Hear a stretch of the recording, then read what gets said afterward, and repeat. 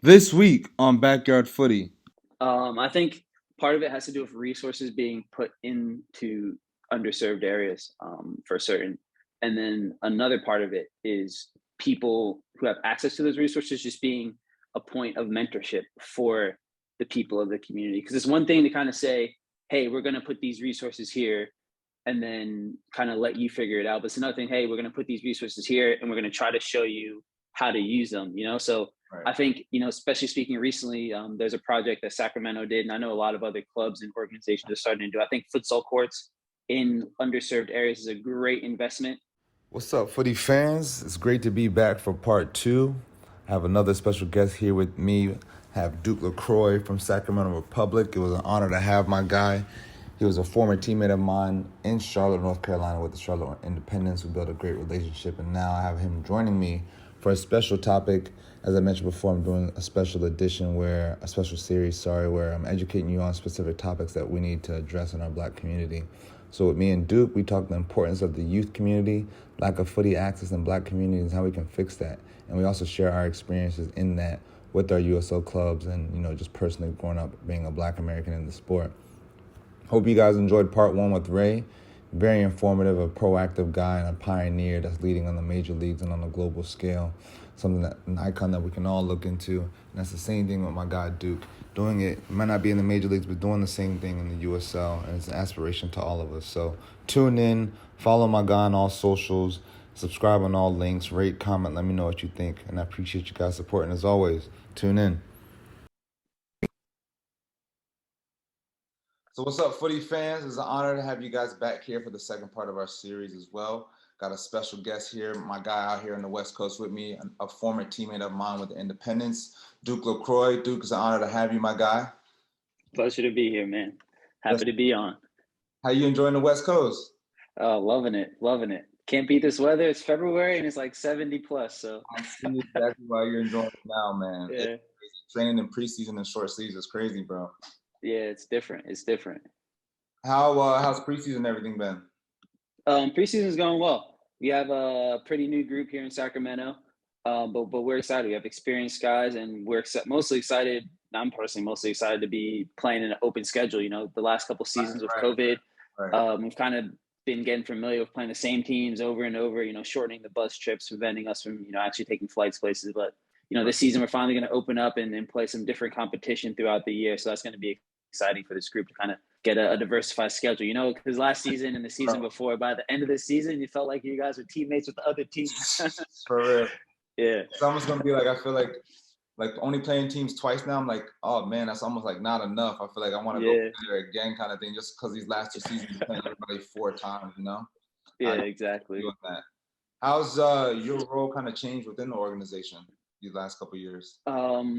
Yeah, so getting older in the years, it's been a minute since I've been a professional athlete, since my rookie season. Mhm. So I feel like I'm growing a little bit more into a leadership role, which is exciting and new, and kind of finding my voice within the team, within myself, on and off the field. So that's been an exciting thing to kind of explore, especially this year. Second year returning with the team, I haven't spent Right. too much time. The league kind of, you move around a little bit, but I haven't spent too much time back to back with the organization. So I'm excited to be spending my second year here in Sacramento. And do you feel like because of the times a little bit changing? I mean, I definitely feel like, from the outside perspective, you've been a little bit more vocal, giving you more freedom, I feel, to voice your opinions and voice yourself too. Do you feel like that's kind of transgressed as the times, kind of progressed over the years? Yeah, I think so. I think it has a little bit to do with getting older and being more experienced as someone with a lot of games and minutes under their belt, and also getting more comfortable with that. But I also do think, to your point, like players are getting more of a platform. That's been seen with the formation of the BPA. Been seen with the formation of the USL players group that had the historic CBA agreement. So players have more of a voice just in general. Just our voices are more willing to be heard because we have the platform, we have the power, we have kind of the backing from the fans as well at times to make our voices heard and our opinions felt. Right, exactly. And it's kind of what we've been kind of educating our players on, using your platform a little more. And Yeah. you're seeing kind of the benefits of it as well, too. So, yeah, and Dope Mhm. Ass Scarf, too, my guy. Dope Ass Scarf. Yeah. If you guys haven't checked that out on USL site, definitely check that out. It's the creator right here Mhm. and everything, too. But appreciate that. That was dope. We need Yeah. that. Yeah. It's your first time on the show. It's an honor to have you, Mhm. my guy. Briefly tell us your story, where you're from youth, and how you got here today. Yeah. So Duke Lacroix by way of New Jersey, born and raised on the East Coast. Went to school at the Lawrenceville School in Princeton. Spent 4 years there boarding. Then graduated, went to the University of Pennsylvania, spent 4 years there, out in Philadelphia. And then following my collegiate career, I went straight to Indiana. I did some trials while I was in college. And, fortunately, Indiana with the NASL, now in the USL Championship, gave me my first opportunity as a pro. And then from there, I went to Orange County. From Orange County, I went to Reno for 2 seasons. From Reno, went to Charlotte. And then from Charlotte, here in Sacramento. So, been a little bit back and forth, spent most of my time on the West Coast. And both my parents are from Haiti, born and raised. So Caribbean Islander in my blood. I see that. And I was just going to ask you, what's kind of, I'm going to experience this for my first time this year, coming to the West Coast first for me. What do you think is kind of like the difference between the East and the West? I would say the East Coast is a little bit, I don't know if grittier is the right word. Maybe blue collar is the right word. I think it has to do with the cold. There's kind of like a workman's like attitude on the East Coast. It's a bit more physical. Yep. And I think that has to do a lot of with the fields, a lot of with the environment, with the weather. There's a lot more, turf fields on the East Coast in general, but that's changing with the way the league's developing. A lot of nice facilities now. Right. But I think the West Coast is a little bit more, they want to play, keep the field open, possessive style of football. A little bit less taxing on the body with the schedule, but there is altitude out here. That was something that I first had to get used to on the West Coast. Especially living in Reno or traveling to Colorado Springs or Salt Lake. They're no longer in the league anymore, but there's some altitude out here. El Paso in New Mexico has some altitude. Like Colorado, right? That was one of the things that I really had to get used to. On the East Coast, everything's flat. Yeah. Wow. I didn't even think about that myself too, because man, we go to Colorado like second game, and then El Paso like. Colorado's gonna hit. Yeah. The advice early. Yeah. But my God, great journey. I'm glad we had time together here in Charlotte. But we're here together. Definitely to dive into our topic. Our topic for discussion today is the lack of footy access in the Black communities and how we can fix that. Sharing our experience on that too. Me and you both have kind of been tenured in this league as well too. So definitely want to touch on that topic, because I think it's not just people need to hear this, but ownership and just clubs in general, kind of how we can have more of an outreach within our community. So I just wanted to start off with why do you think there is like a lack of footy access within our communities, the Black community specifically? I think part of it has to do with resources being put into underserved areas, for certain.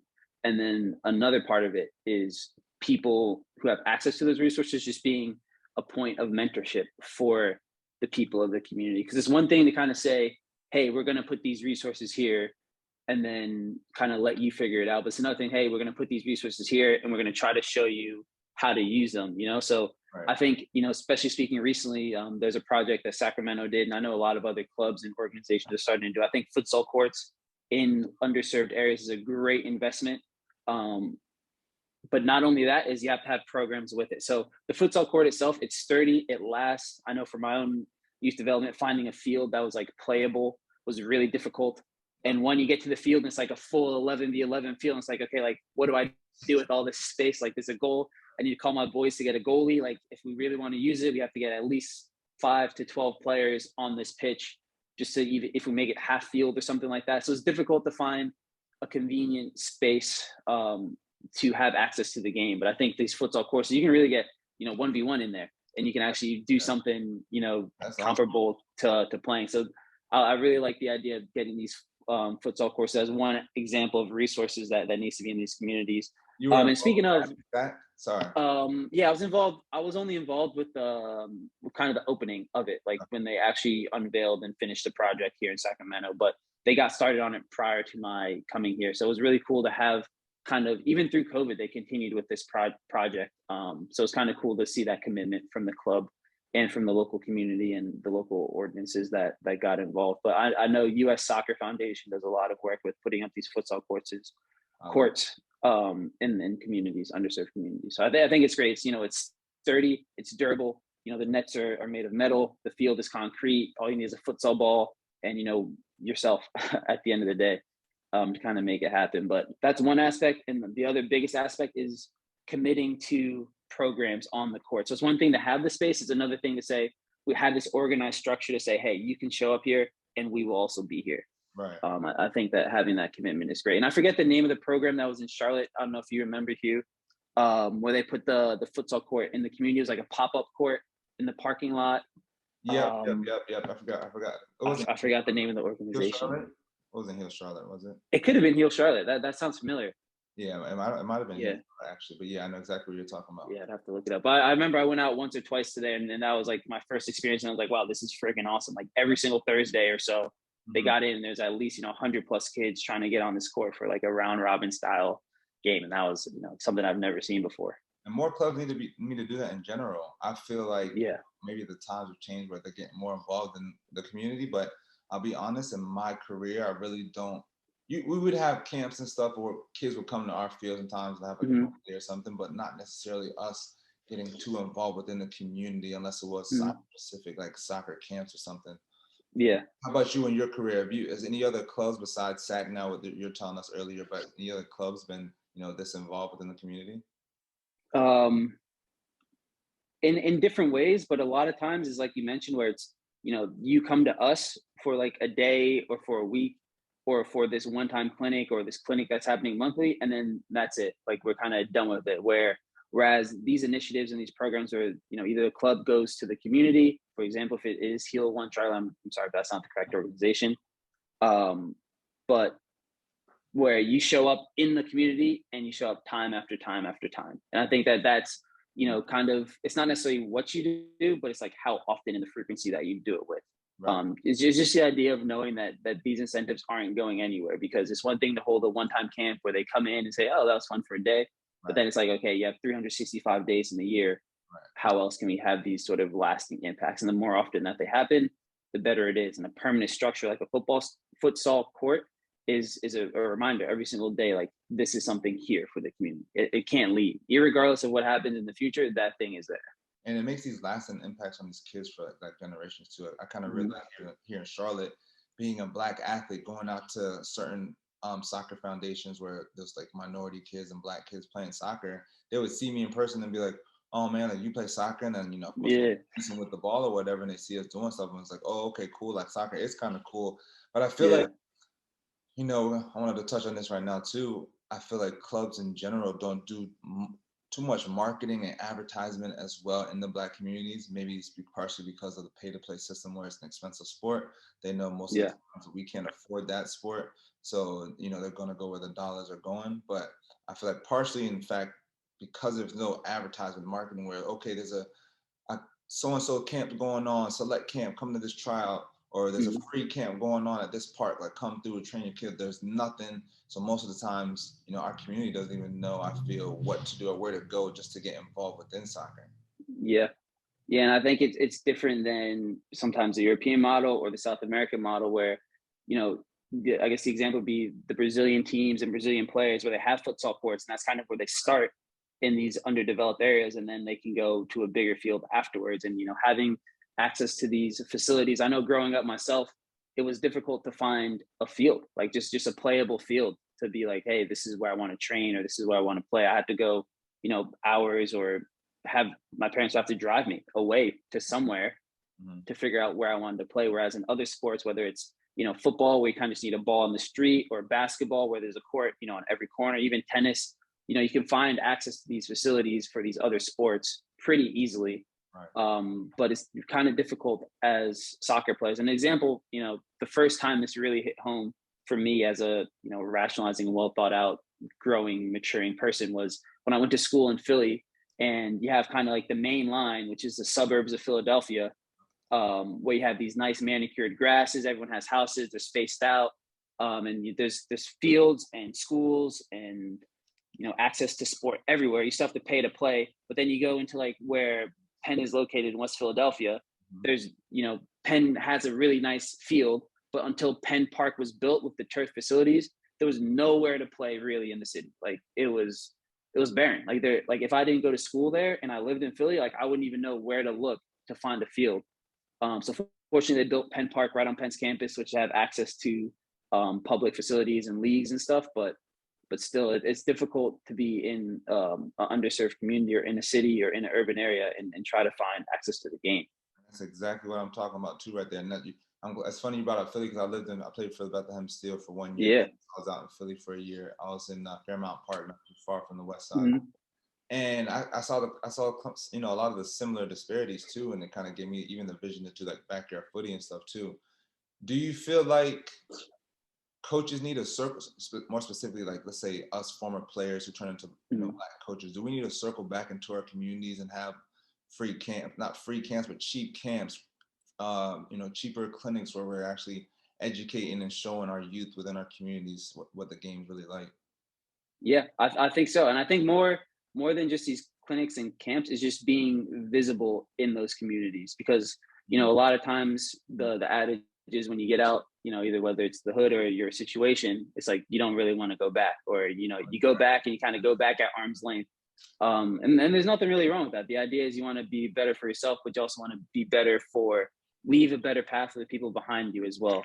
Right. And so to your point, I think it's more just getting visible, where these players can see like, hey, like Hugh goes to a camp and they see, oh, he's actually nice with soccer. Is this something I can pursue? Because these kids see these basketball players, these football players, like you talk to a kid at a camp, black kid, and he's like, yo, like I want to play basketball. He picks up the soccer ball, he wants to dribble and shoot it in the hoop or something. And it's like, no, like let's use our feet, because he hasn't seen people who are black use their feet. He's seen, LeBron, he's seen, Embiid, he's seen, these athletes on a regular basis, but it doesn't really register like, oh, this is a sport you can actually play and actually pursue and actually do well in. And not to say like you have to make a career of it, but just a different avenue, something different that these kids can have access to that can, help make their situations better. Do you feel like media, like TV, plays a crucial part in this as well too? Because like you're saying, kids can't be what they can't see. I say that kind of all the time as well, and they're always seeing basketball, football, even baseball, all kind of sports on TV, but you never really see specifically domestically. We see European soccer sometimes, ESPN Plus, all these highlights and stuff, but domestic and MLS soccer, do you feel like that needs to be highlighted a lot more? You're having more conversations and you're showing highlights more on TV in order for these kids to, see this a little bit more. Yeah, 100%. I mean, in a broader conversation about American soccer in general, is, dollars are in everything. Until they had, that little ad square where like in the middle of the game going on, there's like that little corner, you see like the Modelo ad or like behind it, like whatever ad it is that they pop up in the corner while the game is going on, just to generate more dollars. But I think that, money reigns supreme. Like it rules everything. So if there could be more money revenue in soccer, then it would be put in front of more people just by the nature of that. And I think that that's vitally important towards these kids seeing and having access to, professionals like ourselves. Kind of why I started backyard footy too. I was literally just sitting on my couch watching ESPN and seeing these guys not talking about soccer at all, and they're like the experts and stuff too, and it's kind of the same vision and thought process with me here too. Then we need to get this a soccer specific show, even if it's 30 minutes, dissecting it, talking about it more, and getting these kids involved. How many black coaches have you seen growing up, or did you have as your own coach? Yeah, and this is funny because I have a question for you. Have you ever heard of the team Heroes? Yeah. So it's funny because my team, I never really thought twice about it. But there's only one person who I can think of. I think his name is Rob or Ron Johnson with our club. Only black guy in our club that I can think of in, either a coach or any sort of position, other than player. Like there's like 2 or 3 black guys in the entire club. There's one other black player on my team growing up. Never had another black player on my team growing up. And so that wasn't something that you saw regularly. But the team Heroes, I'm not sure their background or how they started, but it was primarily a black team. African American, Caribbean Islanders. 99% of the team was black. 99% of the coaching staff were black, and it was very bizarre because it was like a thing of attention when they came to a tournament. It was like, oh, this team Heroes is coming. And it's like, well, like at the time I was a young kid, 13, 14, 15. And that didn't really, like, I was like, okay, like it's just a team. Then you see them and it's like, it looks different. And you're like, something's off here. And when you're that young, you don't really put it together. but it's like the team of the black kids and the black coaches. Right. And it's like, that's what they are. And that's why they were the talk of conversation. And that's why, people, there's a buzz about it when they came to tournaments. But realistically, then as I became more aware, I look at my team like, well, that's the composition of my team. I'm the one on the outside looking in on my team. But why is like this team looks really familiar to me? Like this is like why is this? Right. Why is this the anomaly, and why is this the talk of every tournament? And they haven't even played a game yet. Like it's just because they showed up and they happen to be 99% black. And it's like, why is that the issue? Like, and it was the same thing when we went to California. There was some Hispanic teams being on the East Coast. That wasn't a very common thing. And we played some tournaments in some places where the team was primarily Hispanic. And it was like, wow, this is like a topic of conversation. Like, no, they're just like players who play the game, like around the world, around the globe. This is how it should be. Like you should be able to interact. And it was weird I didn't quite have the perspective at that age to understand what was going on. But it's weird to look back and be like, why was there buzz around this team, or why was there talk around this team? Like, well, because they were the black team coming to play, and it was noticeable. It's like, not what are they doing here? It's like, oh, this is different, right? Kind of feel. And it just kind of sunk in for me, where I was like, that's how I feel every single day on this team. Like the team I'm currently on, there's only one other black kid, and I look around, there's no black coaches, there's nothing. Like, and it's like been like that most of the years too. You know what I'm saying? I mean, literally, I've only had one black coach, and that was my middle school coach, who gave me my first opportunity from rec ball to select, and I haven't one since, and it kind of like propelled me to here today. But every coach until last year when I got Brian Hainsey to come on the independent staff has been a white head coach and a white staff member too. And it's a very interesting story that you brought up too about heroes as well too, and it got me thinking, like, maybe, I feel like the core of the game here, specifically because of maybe the pay to play system, because only the rich were able to afford to play soccer, i.e. mostly the white majority, and maybe the root, especially in America, the root of it all was the origin of it was maybe like a white richer sport.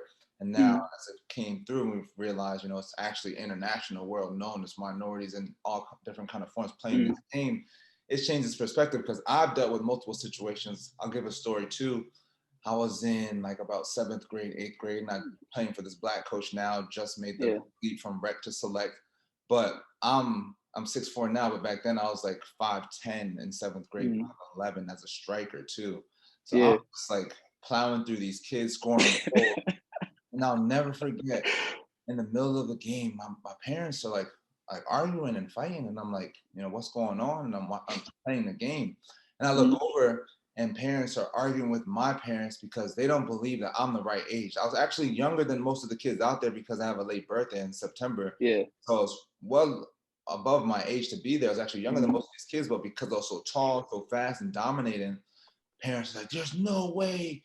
America, there's no way he's 12 years old. There's just no way. I want to see his birth certificate. Like straight up arguing with my parents in the middle of this game, man. I couldn't really put it together like you said as a kid either. But there's certain memories that resonate with you for almost like the rest of your life, and that's like a memory that just resonates in my mind. And it got me thinking, man. Like a lot of the times I don't know what the notion is, what the standard is in this game before, but it's like when we come through and you give a different perspective and shine a different light, it's like, oh man, who are these guys, kind of thing, Yeah.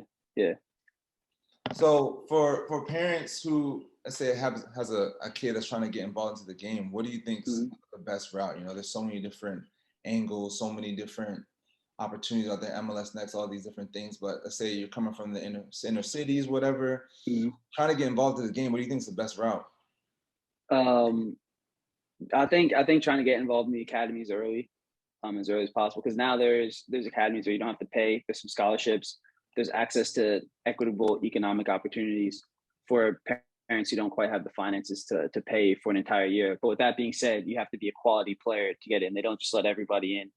But at the end of the day, it's about playing. Like the more touches you can get on the ball, the more times you can get in front of the goal, and whatever highest league possible is the best thing to do. And I think that there's a lot of leagues out there, but just trying to get closer to being able to play at the highest level. Like there's leagues, but there aren't really competitive leagues, and that's not necessarily everyone's game. People just want to play for the love of the game.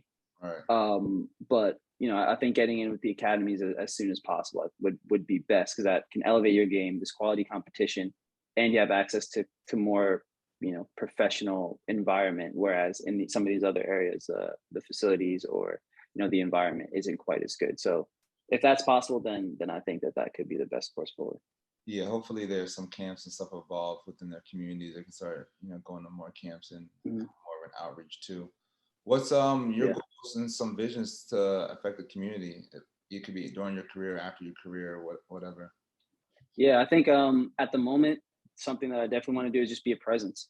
I know last year I visited some schools in the northern suburbs of Sacramento, and my hope is to go back again this year with some of the summer programs out there and kind of be a face and a presence. A lot of the kids weren't there necessarily for soccer, but just to be like, hey, I'm someone who plays, I'm someone who's in the community, and I'm someone who is just encouraging you to be the best you can be. It doesn't have to be soccer; it could be whatever that is. But my method is, and my avenue is soccer. I think that is what I want to do immediately. In the future, I am hoping to be a sports psychiatrist or a psychologist, and helping people perform at their best in that same vein, but more in professional level. So I really enjoyed in Orange County. I had some phone calls with some kids who were asking and inspiring to be like, how do I go to college, or how do I play professionally with Walkway Academy? And just talking to the kids and just being like, hey, like when I was in your shoes, there's a lot I didn't know, right. That I wish I knew, and how can I be the best form of myself? Because as you know, professionally, like it's not necessarily your qualities, it's all up here. Like even bro, that's 100%. Oh man, yeah, like it's tough to articulate that to a young kid, right, who has the world in front of them. Right. But I've seen players who should have been playing in the Prem end their careers, after 2 seasons because they didn't have it up top. So, I've been blessed to stay healthy, to stay fit, and to stay focused. But, at the end of the day, your quality has to come through. But if you aren't there mentally, you can't do anything anywhere. And I think with the program in the summer, like a lot of it revolves around soccer because that's what I do, like I said. But I just want people to be the best forms of themselves. And if I can encourage and help promote that, that's my goal, especially with the BPA and helping, people that look like me, be the best form of themselves, I think would be awesome. And love that. Hopefully I can continue to do that. Yeah. Because that mental aspect, man, that's literally why I'm here today too. There's just the grind of it. It's tough. I mean, you've been on multiple clubs. I've been on multiple clubs, but to renew contracts, to continuously perform every day, even when you slip up mentally for a day, you can be in shambles for days, bro. So I don't even want to dive too much in depth with that, but yeah, that's a whole another section we can dive. Whole another topic, yeah. I'm happy to hear that. You want to do that for a pro team sometime, or you want to have your own clinic? I haven't quite fleshed that out yet. I think working with the team and being in a team environment, because that's what I know, would be ideal. Like that's the most fulfilling for me to kind of work with the group and to grow with the group. But I think in whatever form it takes its shape would be exciting to me. Do you have any advice, people out here listening, in terms of, it could be directed towards clubs, how do they get in better tune with their players? Because me and you both are heavily involved within clubs. It could be for, just for players, Black players in general, to get, more active within their platforms. Any advice? Well, I think my advice for, I guess, anyone trying to make a difference would be the little things matter. Like I think, the 1% improvements, even though they might seem insignificant, add up to something bigger. And, you can't disregard those micro improvements at, the expense of saying it's not quite reaching a bigger goal. So whether it's, being a player and showing up to a team appearance and saying, oh, well, I'd rather, kind of sleep and watch TV or something like that. Like maybe you showing up to that team appearance is that 1%. And then you don't have to do it every time. But, in the moments when you find the energy to make the 1% difference, I think it's important that you aim to do so. And, change comes inevitably as a result. Completely agree, my bro.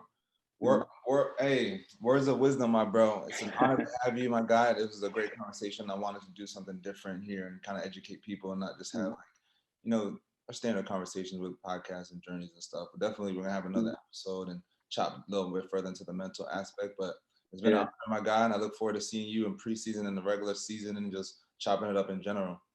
Yep, appreciate you having me here. Where can they follow you on socials before we head out? M. Duke Lacroix on Twitter. Duke Lacroix on Insta. And then I'm going to plug my art page since I had the recent scarf design, Project Mache. So if you want to give those a follow, that would be cool. Sure. Yeah. Appreciate you, my guy. Thank you, footy fans, for listening. I'll talk to you guys soon.